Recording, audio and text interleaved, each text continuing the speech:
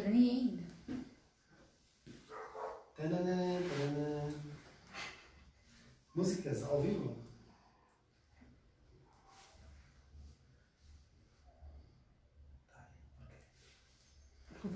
Começamos? Olá, você, boa noite. Você que está aí ao vivo conosco no nosso Instagram. Quero mais uma vez acolher todos vocês com muita alegria, com muito amor. Eu sou o Thiago e sou um dos fundadores do Projeto Mãe que Acolhe. É com muita alegria que quero receber a todos vocês. Aqui tem uma equipe enorme, maravilhosa, preparada para esse grande encontro.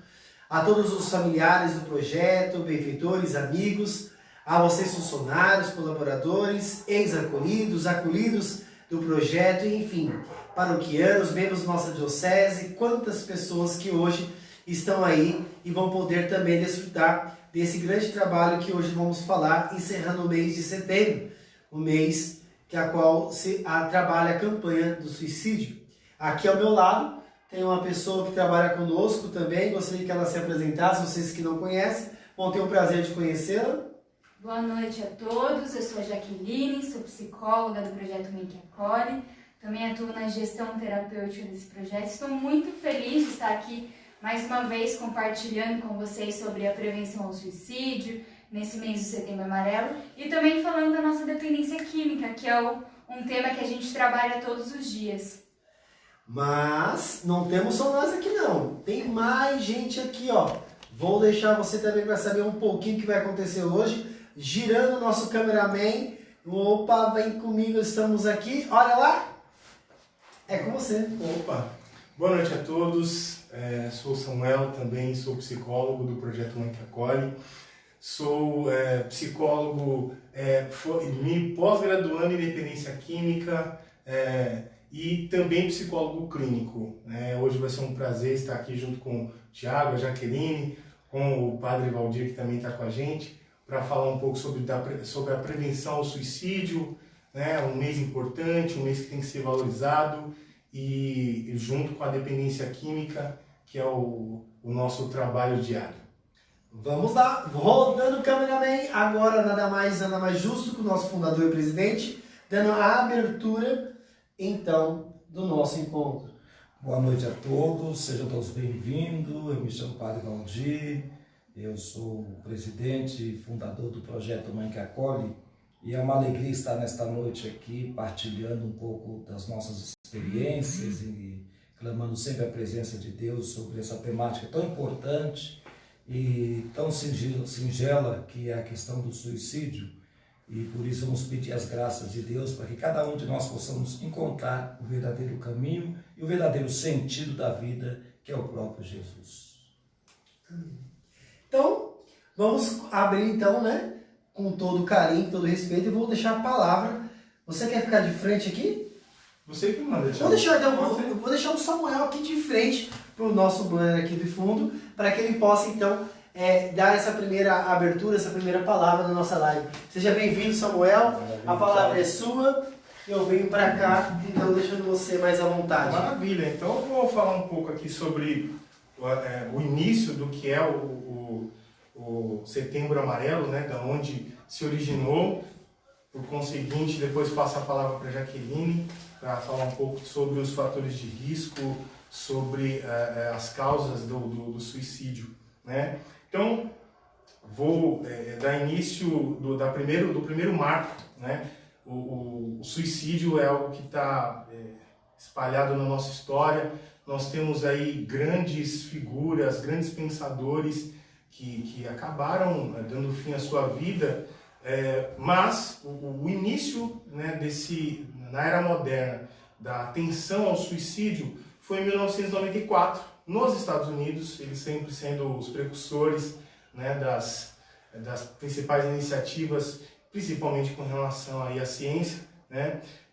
Teve um fato importante em 1994 nos Estados Unidos, que um rapaz chamado Mike, um rapaz de 17 anos, ele era um rapaz muito talentoso, era um rapaz que gostava muito de carros, muito alegre, muito bem quisto pelos seus, pela sua família e pelas pessoas da sua região. Esse rapaz, ele tinha uma característica que era a habilidade que ele tinha por recuperar carros, e ele tinha um carro chamado, que é o Mustang, que era um carro amarelo, né, na cor amarela, e ele era conhecido como Mike Mustang. E esse garoto acabou cometendo suicídio. Os pais chegaram em casa e encontraram o Mike dentro do seu carro com um tiro na cabeça, né? Um fato chocante. Os pais chegaram na casa do Mike 15 minutos depois dele ter cometido o suicídio, porque ele deixou uma carta, né, pedindo desculpas aos pais, dizendo que eles não tinham culpa do acontecido. Então, a partir daí, os pais no velório, né, eles acabaram entregando para os presentes, né, no velório uma carta, né, na cor amarela, daí o início, né, da cor amarela no setembro, e com dizeres para que, se precisar de ajuda, que peça, que fale. Então foi o primeiro ato que nós temos aí dentro desse marco, né, da prevenção ao suicídio nos Estados Unidos. Os pais do Mike, devido ao choque, sensibilizados pelo fato, pensaram em não deixar que isso ocorresse novamente. Então eles fizeram um grande trabalho nos Estados Unidos de prevenção ao suicídio, priorizando os jovens, os adolescentes, e os Estados Unidos, além de ter aí um índice alto de suicídio, tem um índice alto com adolescentes. Então, esse marco, né, que nós tivemos aí em 1994, em 2003, que é na sequência dessa linha histórica, nós temos o dia 10 de setembro, que é o Dia Mundial da Prevenção ao Suicídio. Então ele foi promulgado em 2003, e desde então o mês de setembro passa a ser o mês de combate ao suicídio, e a partir dessa data todos os países, o mundo acabou por dar uma maior ênfase, um olhar com maior cuidado com relação ao suicídio, né? Então, depois desse marco, aí nós vamos um pouco para a nossa história, para o Brasil. Em 2009, tem um fator interessante que ocorreu no país, devido até ao preconceito que se tem com relação ao suicídio. Nós temos uma crença que cria aí no suicídio um tema espinhoso, um tema que nenhum de nós quer falar. Todos nós, em algum nível, entramos em contato com o suicídio, seja por familiares que tentaram ou vieram a cometer, ou amigos, mas todos nós temos um tabu de falar sobre esse assunto. E pensando nisso, o Conselho Federal de Medicina, né, em 2009, junto com a OMS e a Associação Brasileira de Psiquiatria, inicia com uma cartilha para falar sobre a prevenção e para auxiliar os médicos a falar sobre isso, a dar os primeiros atendimentos, principalmente nas UBS, nos postos de saúde, para, de certa forma, combater o suicídio, e também para que a imprensa falasse da melhor forma sobre o tema, porque todos nós já percebemos que normalmente a imprensa tem um cuidado muito grande para falar sobre o tema, só que é necessário falar. Então essa cartilha visava esse ponto, né, de como falar sobre o suicídio e de como a imprensa divulgar esse assunto sem colocar esse assunto de uma maneira em que atraia o suicídio, que é um dos fatores preocupantes, né? Um suicídio acaba gerando na família um grande impacto, pode gerar tentativas ou novos suicídios, e acaba se tornando uma epidemia, né? Dentro dessa linha, de 2012 para 2014, no Brasil novamente, nós tivemos um aumento do suicídio entre os jovens de 14 a 29 anos. E esse índice de 2012 a 2014, ele chegou a superar os índices de homicídio. Então, foi um marco que colocou o foco com uma maior intensidade em cima desse tema. Então, em 2014, a Associação Brasileira de Psiquiatria, o CFM, o Conselho Federal de Medicina, e o CVV, né, que é o Centro de Valorização à Vida, eles se juntaram e criaram o Setembro Amarelo, que é o que nós estamos hoje aqui debatendo, levando a vocês esse tema, que é um tema importante. Então, desde 2014, nós tivemos aí esse marco. Ainda não é uma lei federal, mas é algo que em algumas cidades do Brasil nós já temos como lei. Então, o mês de setembro é um mês que nós temos que incentivar aí o combate ao suicídio, falar sobre o tema, para que esse tabu ele seja quebrado e nós possamos dar ouvido às pessoas que chegam até nós com falas e ideações sobre o suicídio, ou então aquelas que, de certa forma, não querem falar, né? Que quase 100% dos casos que nós temos aí de suicídios tem relação com a doença mental, mas isso logo após a Jaque vai falar um pouco mais. Mas o que é interessante desse Setembro Amarelo, né? Nós tivemos lá o Mike Mustang em 94, que trouxe esse elemento dos pais ao presentearem os presentes ali no velório, deram esse símbolo amarelo. E nós tivemos aqui no Brasil a ideia da escolha do amarelo, lógico, também por esse marco inicial, mas também depois por o amarelo ser a cor da luz, ser a cor do sol, né? E a cor do sol, nós temos aí os raios solares como sendo um principal fator para que gerem em nós a serotonina, que é o neurotransmissor da alegria. Então, essa cor ela é uma cor que ela é bem representativa. Então, a partir daí, nós temos agora para repassar os dados, né, os dados dos suicídios, que são dados alarmantes desde então. Temos aí dados mundiais. Devido à pandemia, obviamente, nós não tivemos esses dados atualizados, mas nós sabemos que, pelo menos aí em algumas fontes, 30% do que nós já tínhamos de dados anuais do suicídio teve de aumento, 30%. Então, em 2019, por exemplo, nós tivemos 800 mil mortes por suicídio no mundo. Então, mais 30% pós-pandemia, então é um fator que, logo que nós pudermos aí compilar essas informações, com certeza teremos aí mais de 1 milhão de mortos por suicídio, né? Um número que é alarmante. Então, com esse número, nós temos um suicídio a cada 40 segundos no mundo. Já trazendo para nós, no Brasil, temos aí cerca de 11 mil suicídios por ano, e que dá 32 mortes por suicídio por dia. Então, a cada 40 minutos nós temos uma pessoa cometendo suicídio. Sem falarmos das tentativas, né, que são muito maiores. E isso faz com que nós pensemos aí na importância de combatermos esse fato, né? O que nós temos, né, de dados também, que é importante falar, eu vou pedir até o auxílio da Jaque para falar um pouco, com relação aos números de porcentagem a cada 100 pessoas. Nosso assistente de palco fica desatento. Aí. Agora tá bom. Nós pegamos alguns dados e se a gente for pensar mais além do suicídio a cada 40 segundos, se a gente pensar em número de pessoas, a cada 100 pessoas, a gente tem 17 pessoas pensando em cometer suicídio.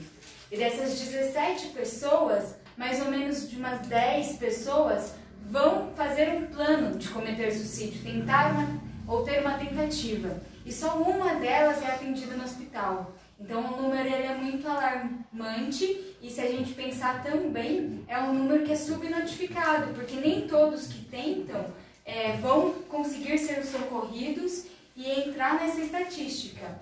E aí, seguindo essa linha do Samuel, a gente pode pensar que quem tem um transtorno mental, eu estava acompanhando os comentários, eu vi que já colocaram aí sobre os transtornos mentais, são os principais fatores de risco para o suicídio.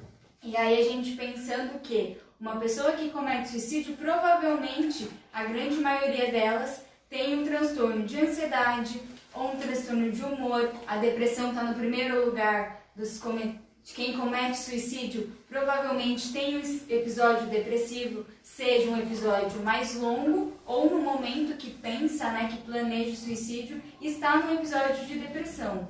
Além dos transtornos de humor, também o transtorno bipolar, a esquizofrenia e a dependência química também entra como o terceiro principal transtorno mental que leva uma pessoa a cometer suicídio. E aí, se a gente pensar nesse momento atual que estamos vivendo de pandemia, os transtornos mentais também têm uma grande crescente. Todos nós conhecemos alguém que comete uma tentativa de suicídio e que está passando por um sofrimento mental muito grande. Eu acredito que hoje é muito mais falado, mas há um tempo atrás não era tanto assim. Então hoje a gente vai percebendo, ou se não conhece alguém que tentou, ou pensou, ou cometeu, a gente conhece alguém que fala que tem um transtorno de ansiedade, alguém que tem um transtorno depressivo, alguém que fala aquelas famosas frases que depois a gente pode até se aprofundar um pouquinho, pensei em morrer, talvez seria melhor se não existisse, eu sou um peso para todos. Então são sinais que as pessoas vão passando, pensando no suicídio, tentando, a gente chama de ideação suicida, ou pensando numa tentativa, já planejando, já fazendo um plano, e é um processo que ele não vem de uma hora para outra. Muitas vezes a gente pensa que isso acontece de um momento para o outro. Nossa, mas aquela pessoa nunca deu nenhum sinal. Ou a gente já julga. Não, essa pessoa, os sinais que elas estão dando é para chamar atenção, é frescura, é falta de Deus. Quantas frases de julgamento a gente tem e não entendendo que tudo isso pode ser fator de risco. Tudo isso pode ser sinal de que essa pessoa está no sofrimento psíquico e que ela precisa de ajuda. Então, muitas dessas frases que são sinais de alerta, como um risco para o suicídio, são sinais de alerta para estou pedindo ajuda. Eu preciso que vocês olhem para mim e me ajudem. E aí a gente pensa que nesse meio que a gente está vivendo de pandemia, a gente vê que um número muito maior de pessoas está nesse sofrimento, tanto pelo isolamento, quanto pelo medo da própria doença, né, da Covid-19, e como que o Samuel até falou, que os números agora vão aumentar cada vez mais. Se a gente pensar que antes, a cada 40 segundos uma pessoa comete suicídio, os próximos dados provavelmente vão ser muito mais chocantes. E aí a gente coloca que o número de pessoas com depressão é muito grande também. Se a gente pensar hoje em dia, a depressão é a doença mais incapacitante do mundo. E aí então, quanto disso a gente tem do nosso lado? Muitas vezes a gente não tem a noção de quantas pessoas no nosso convívio estão sofrendo, tanto com a depressão como com a ansiedade. Muitas vezes a gente banaliza, você é muito ansioso. A gente banaliza esses transtornos mentais, não entendendo a gravidade deles nesse atual cenário que estamos vivendo. E aí a dependência química também entra, porque para lidar com todo esse sofrimento, seja ele um transtorno depressivo, ansioso ou qualquer outro transtorno, muitas pessoas, e lidar com esses julgamentos, buscam no uso de alguma substância um refúgio, uma válvula de escape para isso. E aí, para falar melhor até da dependência química, eu acho que o Thiago é a melhor pessoa para que consiga falar sobre isso, para explicar como são os nossos dependentes químicos. Uau! Muito obrigado pela palavra, né? Você que está aí também, pode colocar perguntas, interagir conosco, porque aqui a equipe está atenta, né? Inclusive o padre me deixou aqui uma atenção acerca dessa primeira resposta, que alguém comentou assim que então dependente químico, usuário de substância psicoativa, é um suicida em potência? Então, justamente isso, quando nós falamos sobre a dependência química, a SPA, a substância psicoativa, ela vai atuar dentro do sistema nervoso central com essa ação, dentro do tropismo, para poder de fato confundir, deprimindo ou perturbando ou estimulando o sistema nervoso central. E o usuário de substância, normalmente, ele usa para corrigir, para alterar ou para satisfazer uma situação que ele está vivenciando. E o dependente ele acaba perdendo a noção de valores, noção de espaço, noção de convivência entre pares e uma série de coisas. Então, ela pode ser, e com certeza ela é impotência, quando a gente fala sobre a substância, esse impulso para um suicídio aos poucos. Não vou dizer que um suicídio... eu perdi minha mãe em 2019 e minha mãe falava assim para mim, que ela queria morrer aos poucos. Então, o tabagista também é um grande suicida. Às vezes você está assistindo aí e você vai falar para mim assim, não, é exagero. Então, minha mãe dizia que queria morrer aos poucos. Minha mãe morreu antes dos 60 anos porque fumou aos poucos e quando menos ela esperou, ela acordou infartada e aí, infelizmente, não teve como socorrer. Então, não somente, eu estou dizendo um tabaco porque é uma droga que está em acesso em todas as casas. Né? É uma questão cultural, social, está dentro da gente. Quando a gente fala também do álcool, nós falamos de uma droga depressora, que deprime o sistema nervoso central. Automaticamente, muitas pessoas já têm uma série de conflitos, né? De dificuldades e desafios, e hoje nós até ouvimos através das músicas, né? Que todos os problemas se corrigem através da bebida, é ali que a gente afoga as nossas mágoas. Isso desde 1900 e lá vai bolinha, sempre foi assim, né? Só para Voltaire cantava mesmo que se tranca num quarto e ali me afogo no copo de cerveja, que dela seja a minha solução. Então, desde aquela época já tinha essas mensagens subliminares que já traziam essa informação. Porém, hoje não fica somente no tabaco e no álcool, fica no tabaco, no álcool, na cocaína, fica no crack, fica no lança-perfume, fica na maconha. E sem ele perceber, ele não consegue mais viver uma vida. Ele é escravo de. Por isso que nós falamos que o adicto, que vem da palavra grega adictus, que se tem o significado de escravo de, escravidão. Então ele se torna escravo da droga. E a droga é como se fosse aquela canção, né? Aquela canção da sereia que vai cantando e vai tentando te induzir para o abismo. E sem perceber, infelizmente, o dependente químico vai a esse abismo. E esse abismo muitas vezes é a morte na overdose, às vezes dirigindo em um carro na imprudência, muitas vezes atravessando uma rua, enfim, tantas outras formas de morrer, mas muitas vezes aos poucos.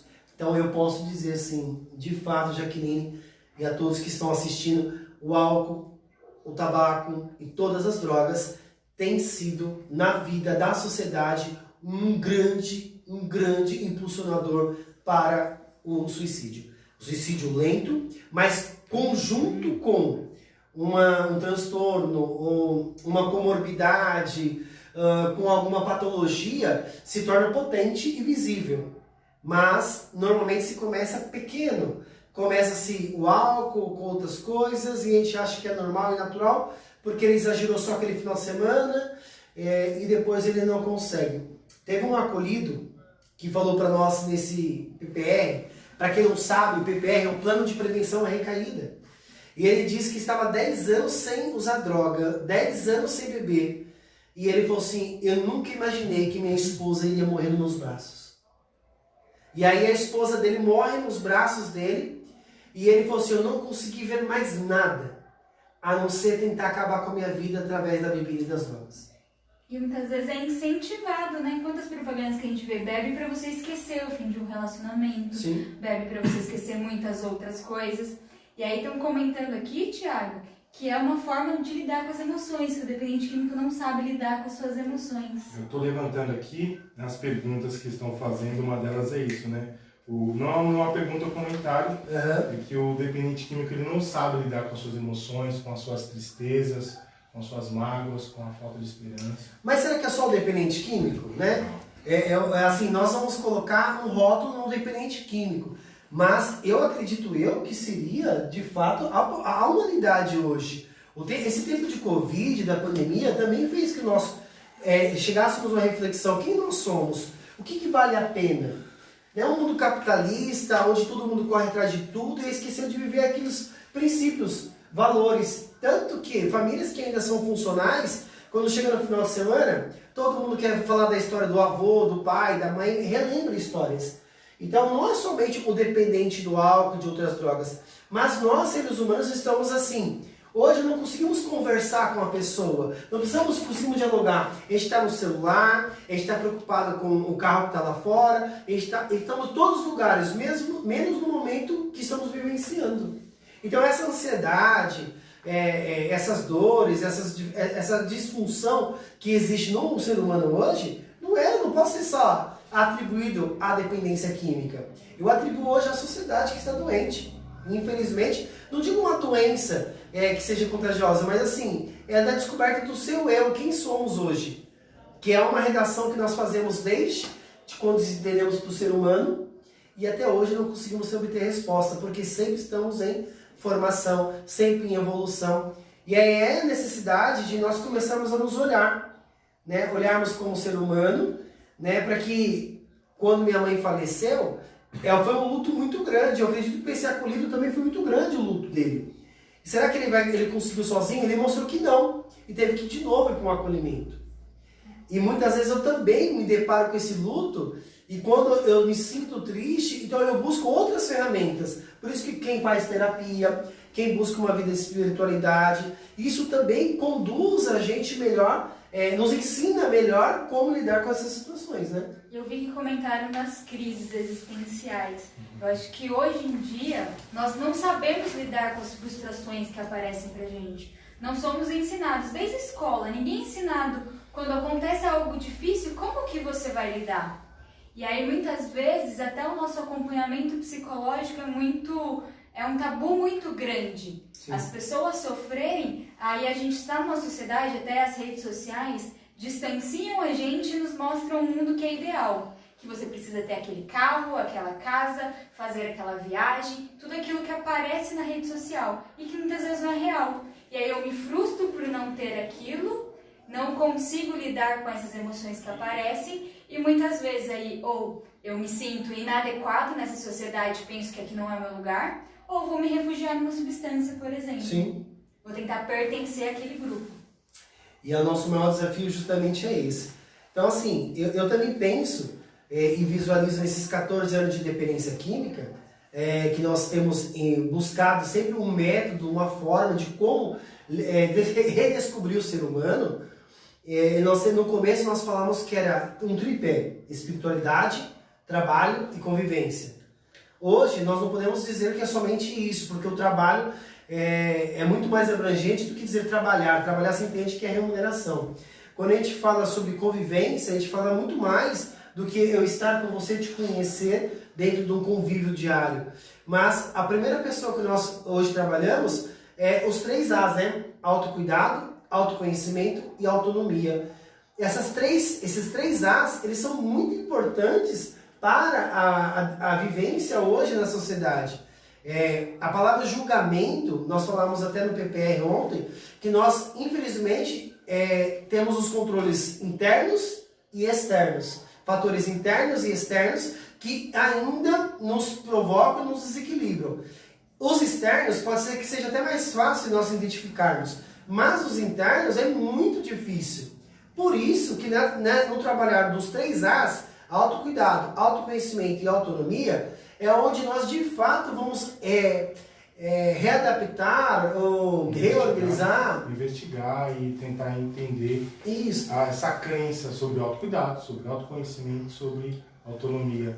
Até porque questionaram aqui sobre os transtornos mentais, né? Se o transtorno mental ele tem fator genético. Tem sim, né? O transtorno mental, nós incluímos também o transtorno por uso de substância. Quer dizer, se você tem um dependente químico na família, existe uma grande possibilidade de você também ter aí esse gatilho para o uso de substância.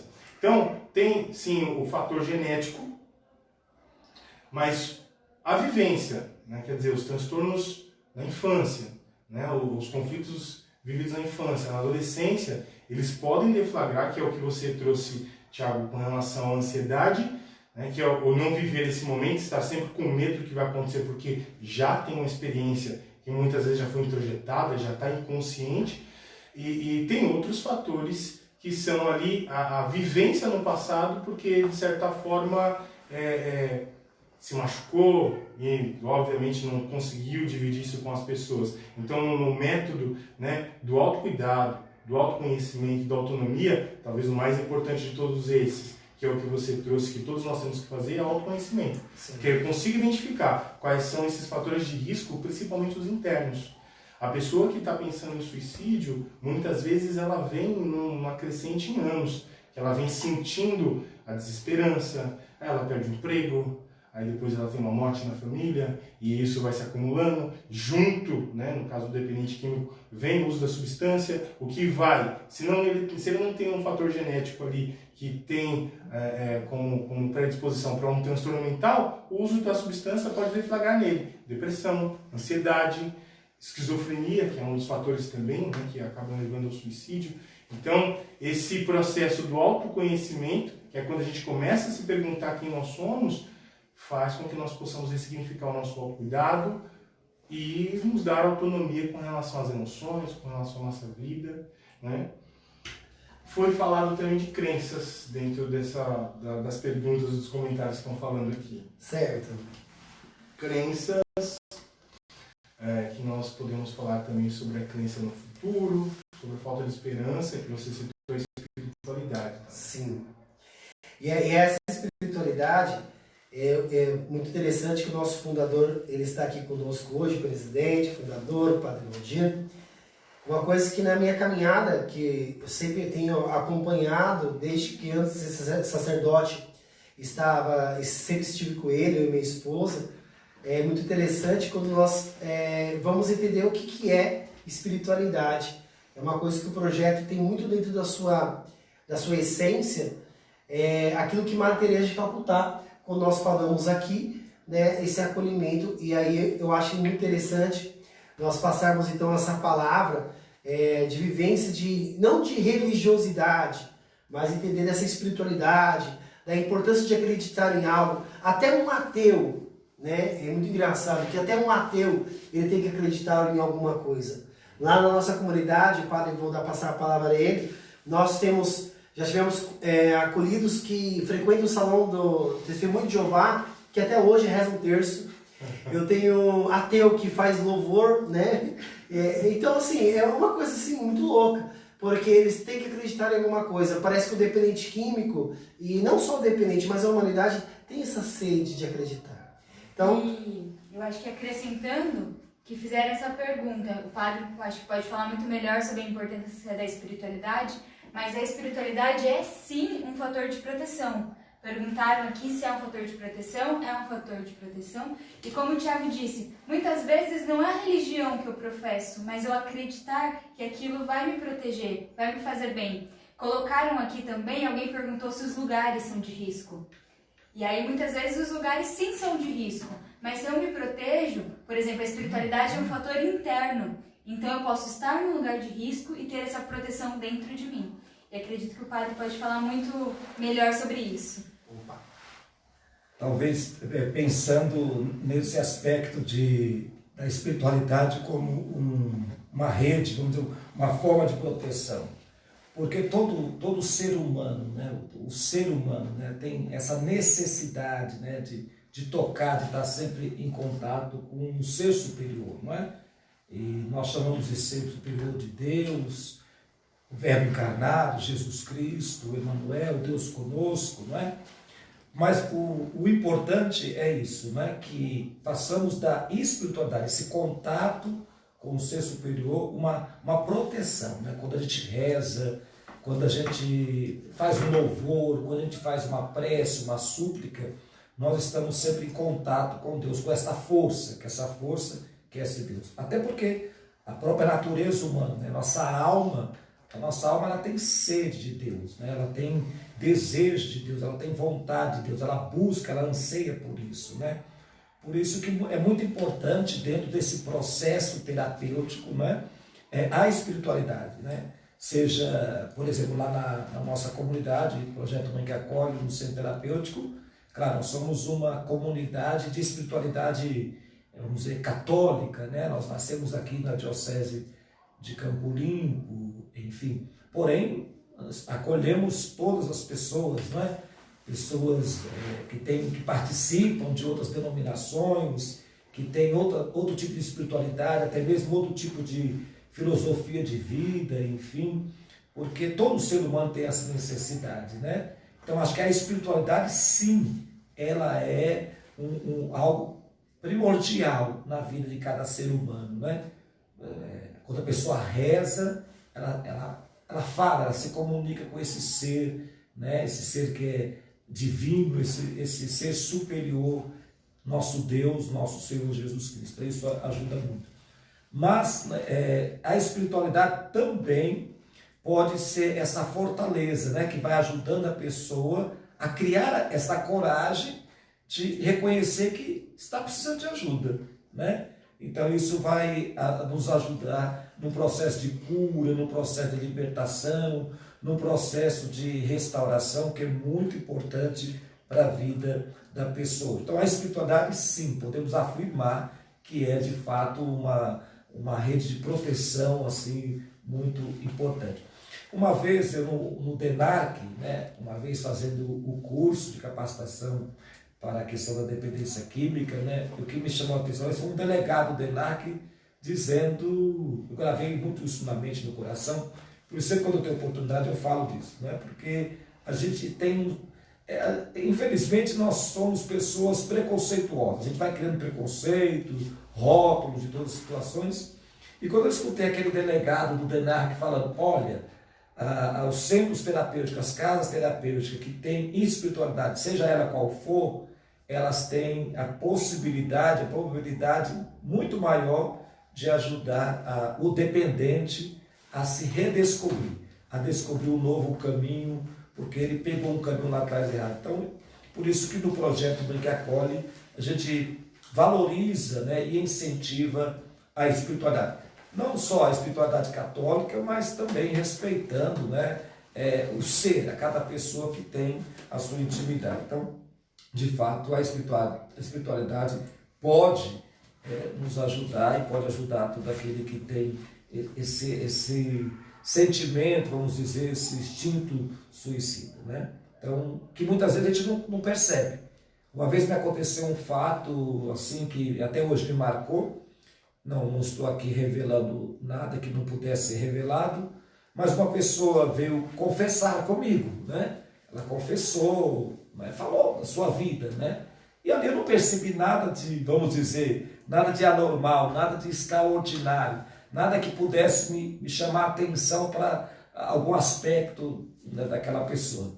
E logo depois, algumas horas, nem muitas horas, talvez umas 2 horas depois, veio-me a notícia que aquela pessoa tinha se suicidado ali na BR-116, né? Então, aí eu me perguntei, nossa, mas ele não demonstrou nenhum momento ali que estava com desejo de morrer, ou algo parecido, ou que ia cometer o suicídio. Então, a gente tem esses percalços na vida também, que algumas pessoas vão mostrar, né?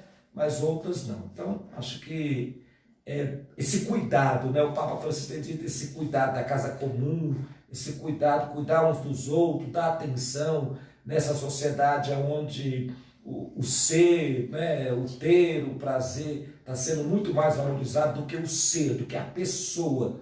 Nós precisamos aprender a redescobrir, a olhar para a pessoa, para o ser. Né? O nosso Papa tem dito dessa humanização, né? O ser humano, né? Que precisa olhar para o outro como um ser humano. Eu acho que temos que fazer ainda uma caminhada, temos que dar atenção uns aos outros e de fato, colocar a espiritualidade no centro da vida, que pode nos ajudar a redescobrir um novo caminho, um novo sentido da vida. E é muito legal, né? Quando o padre fala sobre não identificar, né? Não identificar quando uma pessoa pensa no suicídio. É como se nós fôssemos uma caixinha de surpresa, e somos, o ser humano é uma caixinha de surpresa. Por isso que nós temos que sempre estar fazendo uma reavaliação sempre. Jesus nos ensinou isso, né? Jesus, toda vez que ele estava pregando, curando, expulsando demônios e aí por diante, Chegava um certo momento que ele tinha que subir ao monte, ele tinha que se isolar para poder se refazer. E esse momento do refazer é o inventário moral, é o inventário que nós falamos que devíamos fazer diariamente. Que é onde eu avalio o que eu ia fazer no dia de hoje, qual era o meu propósito, o que eu fiz, o que deu certo, o que não deu certo, por que não deu certo, quais sentimentos que foram gerados. E assim, eu faço terapia, então eu posso dizer bem claro quando a gente fala, o psicólogo ele fala assim, verbaliza. Esconder, guardar para si não é resposta. E a gente tem muitas das pessoas, não, que eu sou homem, que eu sou não sei o quê, e eu não sou de falar muito. Não, eu tenho que verbalizar o que eu gostei e o que eu não gostei. Eu não preciso ofender. Até é engraçado que nós falamos assim que o padre Fábio de Mello, né, e o Leandro Carnal diziam, ambos falavam a mesma coisa, que Jesus, ele foi uma única liderança na Terra que nunca impôs nada para ninguém. Jesus não impôs nada para ninguém e não oprimiu ninguém. Hitler oprimiu a todos. As grandes lideranças do mundo, até a questão de ideologias partidárias e políticas, elas brigam e impõem para as pessoas as suas opiniões, as vontades, suas metas. Porém, Jesus ele ia a quem? À prostituída, aos enfermos, aos leprosos, e dava para eles uma oportunidade. E eles escolhiam se queriam seguir ou não. E é isso que falta na sociedade, e não vamos querer isso por um todo. Não vamos conseguir. Então, é isso que nós devemos buscar. Dar ouvido, não é dar presente, não é dar roupa, não é dar condição. Muitos a gente ouve hoje, né, que eu dou tudo aquilo que eu não tive para o meu filho. Então, será que você dá tudo que você não teve? Porque às vezes o que você não teve foi atenção, foi um ouvido, foi abraço, foi um colo, foi às vezes um não bem dado, explicando o porquê. Até isso, o porquê não. Aquele negócio de dizer não, acabou. E isso as pessoas vão se acumulando e acumulando dentro de si, e quando elas menos entendem ou menos esperam, aquela chuva vem mais forte e ela não se preparou.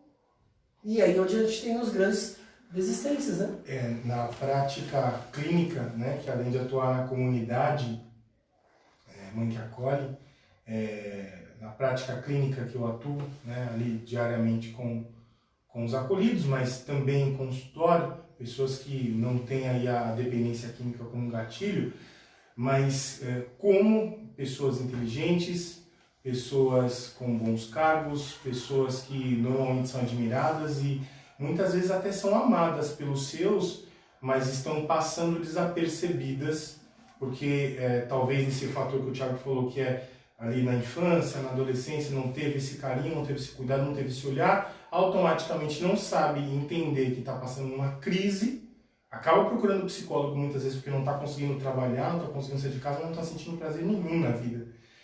E esse é um fator que, em uma depressão profunda, numa crise ansiosa muito grave, a pessoa pode ter um surto psicótico e vir a cometer o suicídio. Então, como o padre falou da humanização, que é o cuidado um com os outros, que isso não sirva para o mundo inteiro, porque não é impossível, nós não temos como cuidar do mundo inteiro. Mas se nós pudermos cuidar pelo menos um dos outros, estando ali naquele momento com a pessoa e olhando, tendo a ferramenta da empatia sendo trabalhada a todo momento, um olhar, uma fala, como a Jaque mesmo trouxe lá de início, uma fala de, que vontade de me mudar, que vontade de ir embora daqui, acho que eu sou um peso na vida das pessoas. Essas falas, só uma fala dessa, você pode fazer uma pergunta e ali, muitas vezes, a pessoa vai abrir o coração. Né? E na prática clínica, eu trouxe esse caso, inclusive, para a Jaque, que eu trabalhei com uma pessoa que ela ficou meses no consultório sem falar um A, sem conseguir se expressar, e você conseguia só, através das expressões faciais e corporais, sentir o sofrimento enorme daquela pessoa. E quantas pessoas estão dentro dos nossos lares, trabalhando do nosso lado, convivendo diariamente conosco, inclusive num samba, num futebol, né, como a gente trabalhando aqui também com relação à dependência química, tomando uma cerveja, e a pessoa está num fio da navalha, está sem esperança nenhuma. Então, isso é importante, esse cuidado de nos olhar, de nos cuidar, de falar de uma maneira em que nós deixamos ao outro aberto a fala para que ele também se expresse. E muitas vezes as pessoas perguntam: como é que a gente ajuda uma pessoa que quer cometer suicídio, alguém que está sofrendo? E aí a gente não consegue perceber que são esses pequenos detalhes que são a maior ajuda. Eu oferecer a escuta, eu oferecer o meu estar junto e não diminuir a dor do outro. Samuel falava, eu lembrava aqui também de outros casos que a gente vem conversando e que a gente sempre encontra, o quanto que é importante dizer para aquela pessoa: eu não é que eu vivo o que você está sentindo, mas eu sei que é muito difícil, que dói, e não diminuir, porque muitas vezes a gente diminui essa dor. E muitas vezes a pessoa só quer um acalento, quer só uma escuta. E a gente quer falar, dizer que não é assim, que é porque que ela está sofrendo tanto, que ela tem que pensar nas coisas boas da vida, e não oferece o nosso, talvez, bem mais precioso, que são nossos ouvidos, a nossa escuta. E aí, é assim que a gente consegue, talvez, auxiliar uma pessoa. Claro que ela precisa de uma ajuda profissional, muitas vezes, mas nós sempre podemos oferecer esse olhar de cuidado, esse acalento, essa escuta, entender que a pessoa está passando por um sofrimento que muitas vezes eu não acho que é sofrido. Às vezes a situação para mim é tranquila, eu levo de uma forma muito tranquila, mas o outro, para ele, talvez seja uma coisa muito difícil de se lidar. Porque muitas vezes a gente acha, mas para essa pessoa não ter o pai é tão difícil, para mim é tranquilo, não tive meu pai. E a gente se compara. E esse ato de comparar, de julgar, de não dar espaço, pode ser muito mais de risco, e para cuidar das pessoas, a gente estar do lado é muito importante. Talvez pensarmos um pouco nisso que a Jaqueline está partilhando conosco, pensar que cada ser humano, cada pessoa é uma pessoa. E para cada pessoa, cada experiência de dor, de perda, de sofrimento vai ser de uma maneira diferente, as reações são diferentes, né? Então, a gente costuma dizer assim: eu sei o que você está sentindo. Bem, eu posso ter passado pela experiência da perda de um pai, de uma mãe, de um amigo, de alguém. Posso ter passado pela mesma experiência, mas a mesma experiência não significa ter o mesmo sentimento, né? Porque cada um vai sentir de uma forma. E cada ser humano é uma história única e ela não se repete.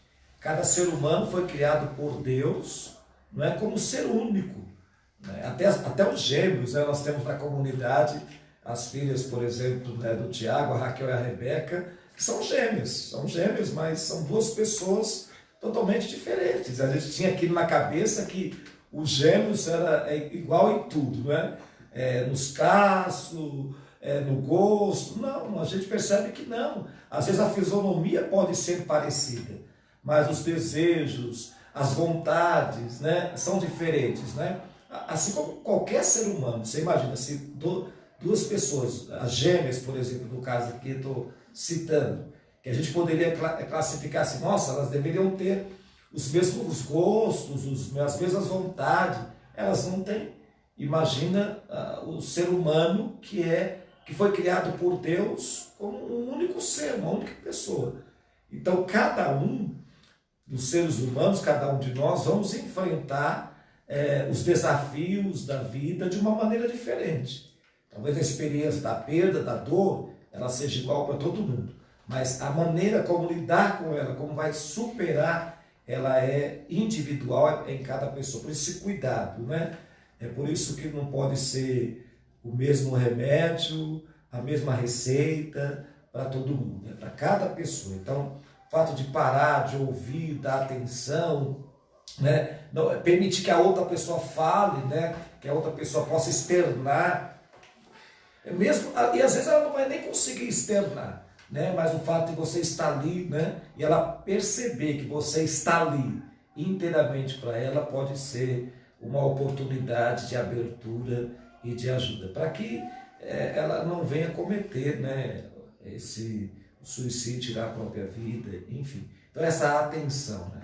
Então muitos vão lidar com as situações ou buscando os vícios, né? E aí a gente vê toda essa questão das drogas, né? Listas e ilícitas na vida das pessoas, né? Como válvula de escape, né? Que verdadeiramente não é uma válvula de escape, vamos dizer, é um mundo que a pessoa vai entrando, que pode trazer consequências muito mais sérias, né? Outros vão nem procurar nenhum tipo de substância que listou ilícita e vão direto cometer aquilo que nós tanto tememos e tanto estamos vivendo nesse mês e sempre, Samuel trouxe os dados aqui, é o suicídio, né? Quer dizer, por um lado temos as drogas, né?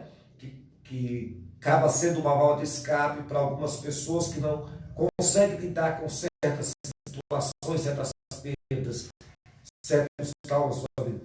Do outro lado, nós temos o suicídio. Então, são os dois grandes problemas e que nós vamos falar sobre isso, né? A gente gosta de falar sobre isso, seja na família, seja no trabalho, com um amigo, na escola, no profissional, no psicólogo, enfim, na igreja, no grupo de jovens, com o sacerdote da sua paróquia, com o pastor da sua igreja, enfim, com o líder religioso. Não importa, você tem que sempre procurar alguém para que essa pessoa possa ajudar, pelo menos a te escutar nesse momento de dor e de perda, né, que cada ser humano vai vivendo, né? Então, eu penso assim também. É muito legal a gente também pensar que setembro ele para, né? Ele acaba o mês de setembro, que é um momento que nós damos uma ênfase maior. Mas se nós sabemos como alimentar, né? Nós falamos de psicólogos, é um tabu, né? Ninguém quer fazer terapia, são tudo terapia para doido, né? Eu não sou louco, por que eu vou no psicólogo? Deus me livre, não sei o que. Não quer, e aí já acha que psicólogo é psiquiatra, né? Há uma grande diferença, até legal aproveitar a oportunidade que o psicólogo, eles podem até falar melhor, mas eu vou arriscar aqui. Então, o psicólogo é aquele que faz a parte terapêutica, aquele que faz a leitura e o entendimento. O psiquiatra ele tem o papel de fazer a intervenção medicamentosa, então ele que pode receitar medicamentos para uma correção, né, daquilo que o sistema nervoso central, aquilo que se apresenta, não é isso? Eu não estou falando besteira? Não, exatamente. É a junção das duas coisas que é muito importante. Porque o médico vai fazer a sua intervenção clínica e só o remédio não basta, como só a terapia, talvez em muitos casos, quanto mais grave estiver, vai precisar de uma medicação. Mas tomar uma medicação fica a vida inteira tomando remédio? Não necessariamente, também é outro tabu. Porque muitas vezes, E aí, muitas vezes a gente fala, uma pessoa que toma remédio de pressão, ela tem que tomar toda a vida. Sim. Se ela tem um transtorno mental, por que ela não pode tomar por toda a vida também? Entendi. Mas tem outros casos que a doença ela vem só no momento da vida, é tratada e não precisa mais. Isso é real, né? Como o fator da depressão, né? Não, você falou da depressão, certo? Já que você tá a depressão tem nível... Tem. Não, então explica aí, já que toma remédio, vai lá. Na verdade, tem pessoas, e é um tema também espinhoso. Na verdade, falar de saúde mental é espinhoso. Tanto que nós temos também o Janeiro Branco, que cada dia mais está sendo colocado e é importante nós colocarmos em ênfase. A depressão, nós podemos ter pessoas que têm sintomas depressivos, né? Ela pode ter ali demonstrações de depressão, mas para nós termos um quadro fechado de depressão, que é o quadro de depressão maior, nós temos que ter ali um acompanhamento de 9 meses, porque a pessoa pode estar num fator ali de início de depressão.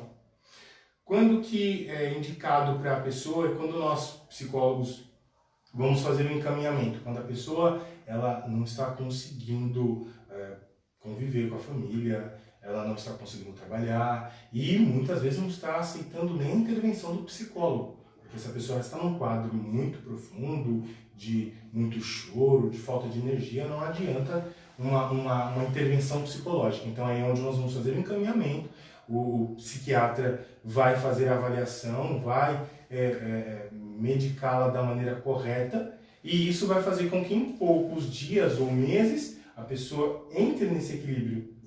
E aí nós entramos com um processo de terapia. Então, no caso de depressão, a pessoa não pode ter um quadro de depressão maior, que é o quadro instalado da depressão, né, que vai ser enquadrado no CID. Essa pessoa vai fazer um tratamento como é feito o tratamento da pressão alta.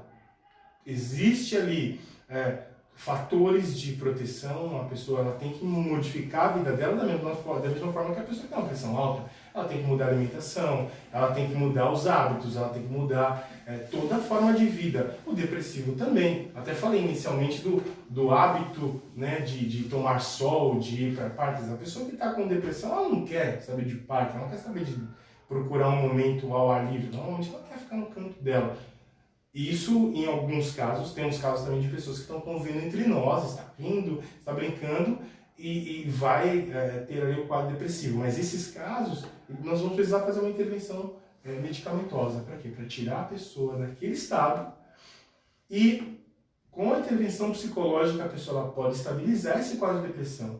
Eu tenho casos em que a pessoa teve casos de depressão, um quadro maior com 20 e poucos anos e voltou a ter esse quadro só com 50 anos. Por quê? Porque ela fez todo um acompanhamento psicoterápico, ela manteve os hábitos, porque ela tem ali o quadro depressivo que também não tem cura, como é o caso da pressão alta. Então ela tem que ter cuidados para manter ali a vida dela saudável, o mental dela saudável como o corpo saudável. Então é o preconceito que não deixa nós enxergarmos dessa forma.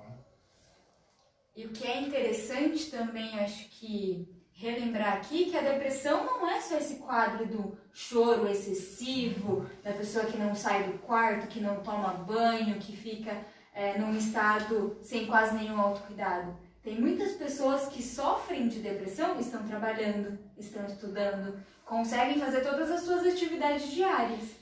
E aí, muitas vezes, a gente não é atento aos sinais. Existe até um quadro leve de depressão que chama distimia, que são aquelas pessoas, por exemplo, mais reclamonas, rabugentas, que a gente não consegue perceber, e que são pessoas que têm um quadro de depressão. Conheço já uns 10, aqui na minha cabeça vê o nome de uns 10 já, né? Que elas não conseguem ver a vida como uma forma alegre, de uma forma leve.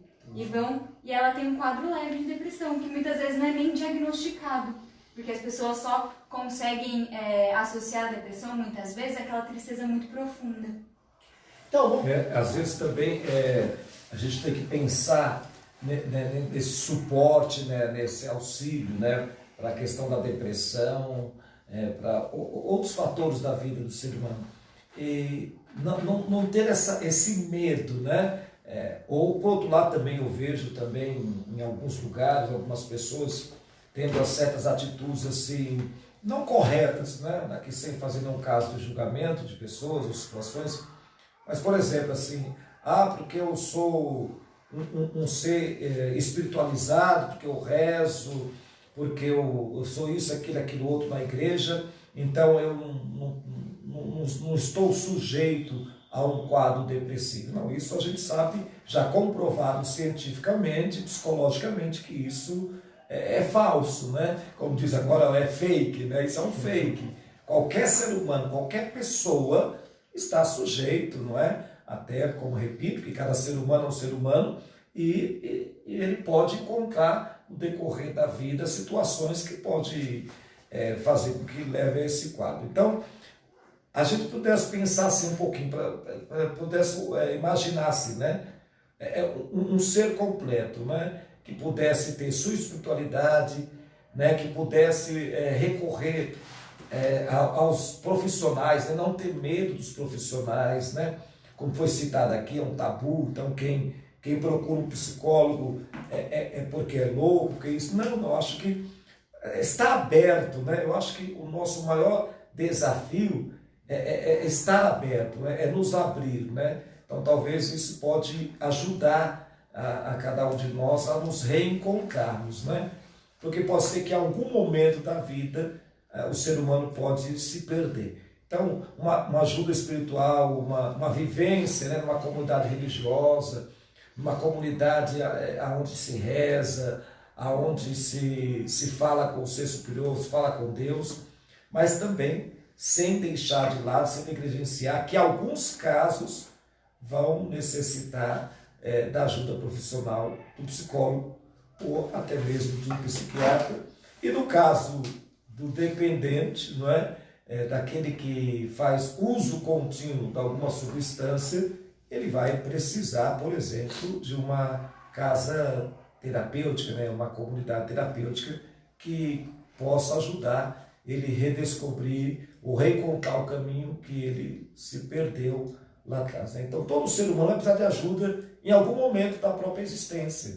Todos nós, né, vamos precisar de uma ajuda, seja na linha espiritual, seja na linha psicológica, na linha psiquiátrica, mas qualquer ser humano vai precisar sempre dessa ajuda. Então, a gente não ter medo de procurar alguém quando necessitarmos, sentimos que estamos precisando nos abrir mais, né, para poder viver melhor. Acho que isso é um ponto importante também.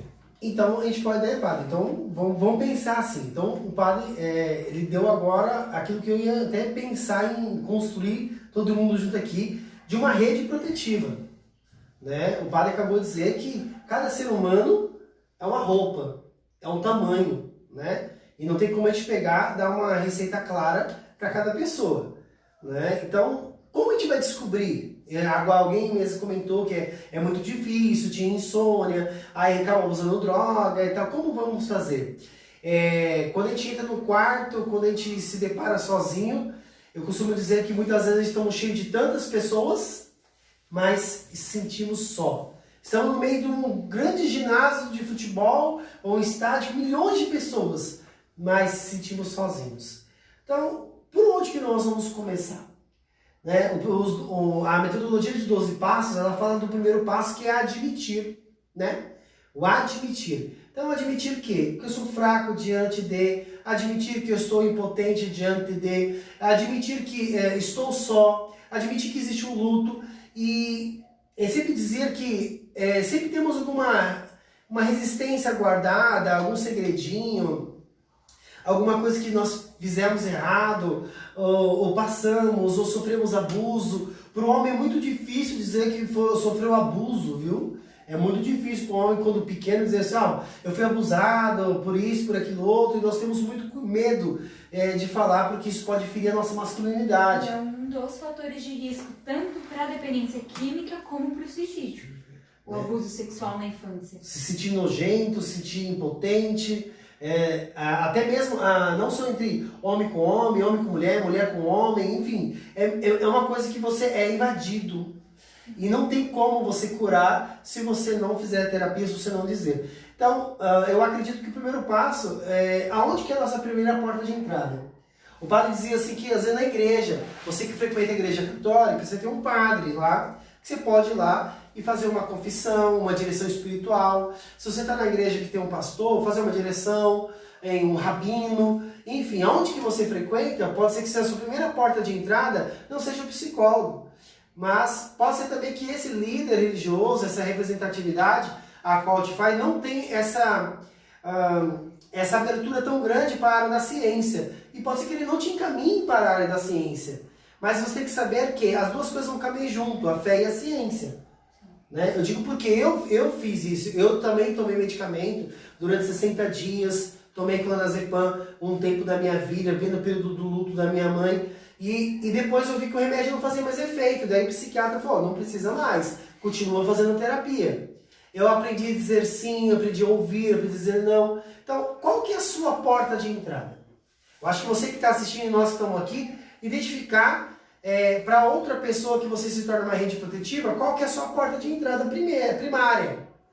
Às vezes até dentro de casa, às vezes não é nem da igreja, às vezes é sua mãe, às vezes é seu pai, às vezes é seu avô, sua avó, seu tio, né? Para o dependente químico, às vezes não é nenhum desses, às vezes é um grupo de mútua ajuda.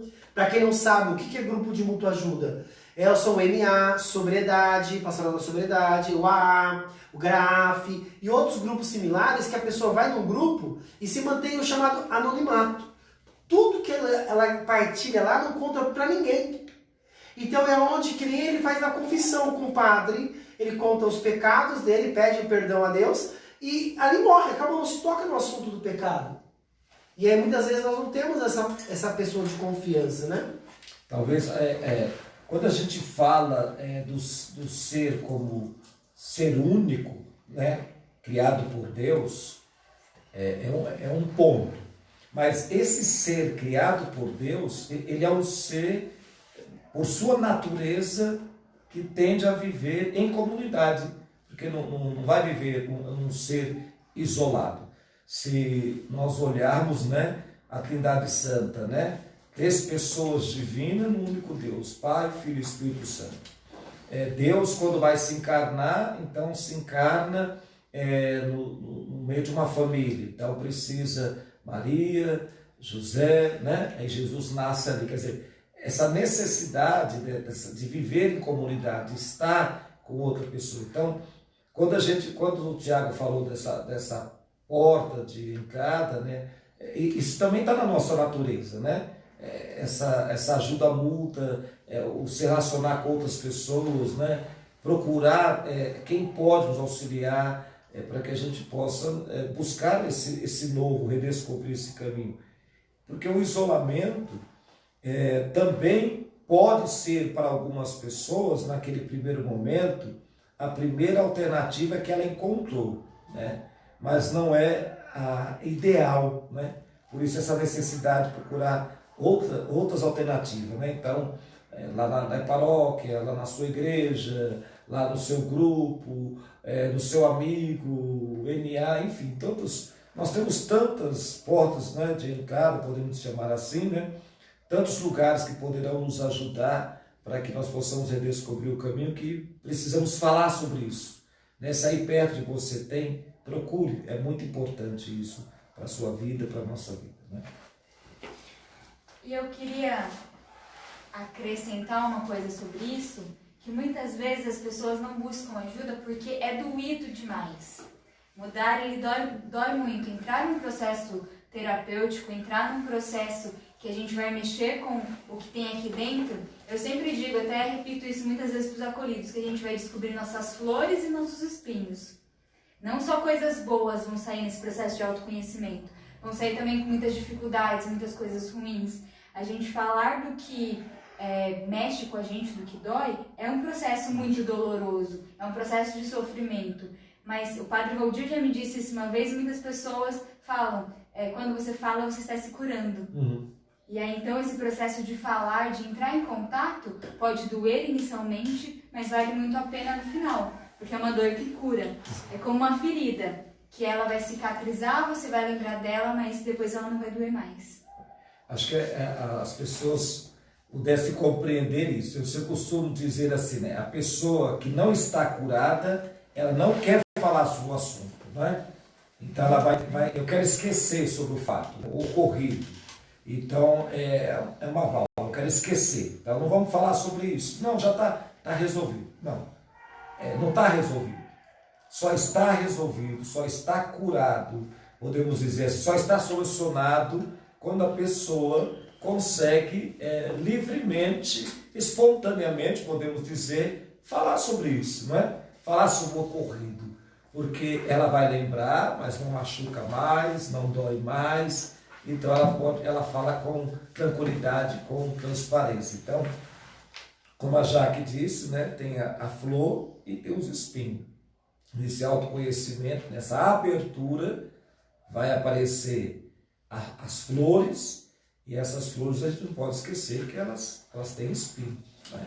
E a beleza da flor e o espinho estão nesse conjunto, né? É o ser humano, né? Com suas alegrias, com suas tristezas, com suas dores, e às vezes o profissional, aquele líder, vai nos ajudar a enfrentar, vai nos ajudar a lidar com esta rosa, que é uma flor bonita, mas que tem espinho, né? Como lidar com os espinhos? E às vezes, aí vai as fugas, né? Como a gente não sabe lidar muito com os espinhos, e tem esses tabu, né? Então não vou falar com o padre, não vou falar com o meu líder religioso, não vou procurar um psicólogo, buscar um psiquiatra, então, e aí isso o ser humano acaba, então, fazendo o que não é para fazer. E aí eu acho que até nos dá para pensar nessa folha de sulfite branca, que é quando nós nascemos, né? Nós nascemos em branco, né? Não temos nada nela. E a vida, ela não tem um manual claro, até porque A gente não escolhe nascer naquela família, a gente não escolhe nascer naquele bairro, ser crescido ali, aqui, e vem aquelas várias crises, né? Eu falava pro Samuel e pra Jaqueline antes aqui, assim, que eu já pensei em morrer quando era pequeno. Né? Parece que é uma fase da vida da gente que até a criança passa isso na cabeça dela. Né? Com 9 anos, mais ou menos 8 anos, parece que a vida não tinha sentido. Né? Não sei se porque tinha mais irmãos, eu era mais peralto, que mais apanhava, a gente não sabe, né? Então, às vezes era isso que a gente fica pensando. Ah, um dia eu morrer, que não sei o quê. Entre outros pensamentos da descoberta, né? Que a criança vai acabando tendo. E a nossa vida é assim, em branco. E o nosso grande desafio é, quando essa folha branca, que com as nossas decisões e nossas experiências, elas começam a tomar formas e começam a ter machucados. E aí, a gente vai para a terapia, a gente vai para a igreja. E aí a gente começa, então, a passar num processo de voltar a tentar viver. É que nem eu, né? Eu já fui bem mais gordão, cheguei a 131 quilos. E quando a gente emagrece, ficam aquelas gorduras espalhadas para baixo. E ficam aquelas... Até brincava com minhas filhas que eu trabalhei num circo, que eu brigava com o tigre, que fica aquele monte de estrias, né? Eu sei que você não tem, imagina. Eu acho que pode ser que não, mas um monte de estria, parece que eu fui até tatuado, né? Mas é a marca daquele que engordou e emagreceu, efeito sanfona. E aí a nossa vida, a gente foi para a igreja, foi fazer terapia, e essa mesma folha branca é dada para nós uma nova oportunidade. Mas qual que é o detalhe dessa folha agora? Ela está cheia de veias. Por mais que eu pegue um ferro de passar agora, ela vai ficar esticada, mas ela vai ficar com marcas. Essas marcas é o que nós falamos hoje, com uma forma às vezes até banalizada de algumas pessoas que não têm a profundidade disso, que é a chamada resiliência. Que é um solo árido que temos que tirar dele flores, tirar coisas boas dessas marcas. Eu tenho que, então, a resiliência é isso. No momento de dor, eu consegui enxergar que eu tenho a oportunidade de recomeçar. Mas sabendo que eu vou ter as cicatrizes. Não é isso? Sim. Exatamente. E ela, muitas vezes, é a nossa força. Esse processo de... igual a palmeira, né, na beira da praia, ela vai até o chão e depois volta para o lugar. Essa é a força dela, né? Esse caminhar que, dentro do processo de psicoterapia, mas, obviamente, eu também, mesmo no processo de psicoterapia, no processo processo clínico, eu cito a ferramenta da espiritualidade, que é algo que auxilia a enxergar que essas cicatrizes, ela pode se tornar a nossa força. E olhar para elas, muitas vezes, não vai significar ali dor, mas vai significar ali um processo de crescimento, de força, né? De que tudo muda, até o nosso olhar por essa marca que um dia quase nos derrubou e hoje ela acaba sendo ali a tatuagem da vida, mostrando que nós podemos e tudo muda. E isso depende simplesmente, às vezes, de pedir ajuda, de se colocar à disposição, e aí cabe a nós fazer esse processo de ajudar o outro a enxergar que também é grande, que também é forte, que está passando por um momento difícil. E que de hoje para amanhã isso vai passar. Vamos então... Nossa, se nós pudéssemos, ficaríamos muito mais tempo. Isso aqui vai ficar gravado na nossa live, né? Depois vai subir no canal do YouTube. Mas eu quero fazer um desafio para você, que nós vamos partir por agora os agradecimentos, encerramentos, para que nós pudéssemos fazer pelo menos uma live dessa por mês. Nós temos uma meta. Eu tenho que dobrar o número de seguidores na nossa página. Eu tenho que dobrar, para que nós pudéssemos então... Chegar a 2.000 seguidores? Eu preciso de 2.000. No final de outubro faremos uma nova live. Nós precisamos de 2.000. Vocês que participaram, vocês que estão assistindo, tem que seguir a nossa página no Instagram, no Facebook, nosso canal do YouTube. Você deve fazer isso, divulgar. Vai ser o seu empenho de trazer essa ferramenta para pessoas que precisam. Falar que é bom, falar que é bonito, isso aí todo mundo gosta de fazer. Mas é compromisso. Eu falo lá na nossa comunidade que parar de usar droga todo mundo consegue. Agora, reparar os erros, só para os acolhidos do Mãe que Acolhe. Então eu quero que você, é o meu desafio com você, para nós se mobilizarmos. Para você ter uma ideia, todos nós estamos aqui em São Paulo, saímos de Juquitiba, do Imbu, Pato também, organizamos aqui toda a equipe para poder estar aqui. Então, o seu compromisso, diga, coloca uma palminha, um coraçãozinho, você concorda com isso, tem que estourar agora para que nós pudéssemos chegar. Então, todo mês nós vamos ter uma live com esse tema, com essa abordagem, dando suporte para as pessoas que precisam. E os presentes são nossos familiares, que têm acolhido presente aqui nessa live também. Os funcionários estão todos comentando. Ex-acolhidos. Que legal, que legal. Fica o meu agradecimento e o nosso desafio. Siga a gente, sempre novidades, seja um benfeitor, colaborador, fica conosco. Jaqueline, se despeda, dê tchau para as pessoas. Quero agradecer a presença de todos, os comentários. A gente infelizmente não conseguiu responder tudo que colocaram aqui, porque tem bastante tema, bastante coisa que a gente pode fazer em outras lives. Muito conteúdo para partilhar com vocês, para conversar, para a gente ir se desenvolvendo, tanto como profissional como como pessoa. E no nosso Instagram vocês vão ver esse tipo de conteúdo também nas postagens. Hoje teve uma postagem sobre abstinência, então quem não viu pode ir lá ver. Então vão ter outras postagens com esse tema e vocês podem, acho que, comentar para mandar quais temas que eles querem que a gente fale, quais temas que a gente pode abordar para levar o conteúdo, porque uma das filosofias tanto da fraternidade é ir a todos. Então uma das maneiras de ir a todos é pela internet hoje. Então eu acho que essa é a nossa missão, acolher, levar conhecimento a todo mundo e prestar esse serviço a quanto mais pessoas forem possíveis. Na próxima live, já vou deixar de antemão, nós vamos convidar a Rita, minha esposa, do Instituto Tari, também, que faz o chá terapêutico. Agradecer o chá terapêutico né? aqui. O chá terapêutico é uma ferramenta muito boa dentro do projeto, também para evitar suicídios, né? Eu acho que também já vou deixar esse antemão também. Samuel, você, meu irmão. Rede protetiva, né? Chá terapêutico é rede protetiva. Vou aproveitar aqui o gancho do Thiago falando sobre a importância da participação de vocês, dos familiares. Dia 2 agora de outubro nós estaremos aqui no Campo Limpo, faremos uma reunião com as famílias das 9 ao meio-dia. É importante que todos compareçam, serão recebidos com um café e vamos bater um papo, vamos trazer vocês para dentro da comunidade. Isso vai ser bem legal, como já foi o dia de hoje. Agradeço a oportunidade de estar aqui com essas pessoas gigantes. É um papo bem gostoso e deixar sempre aí as portas abertas de todos nós, para os familiares, mas esse olhar do cuidado com o outro, acho que é muito importante nesse momento que a gente está vivendo. Então, uma boa noite a todos. Também quero agradecer a todos, né, toda a equipe que está aqui, né, que nos ajudou nessa live.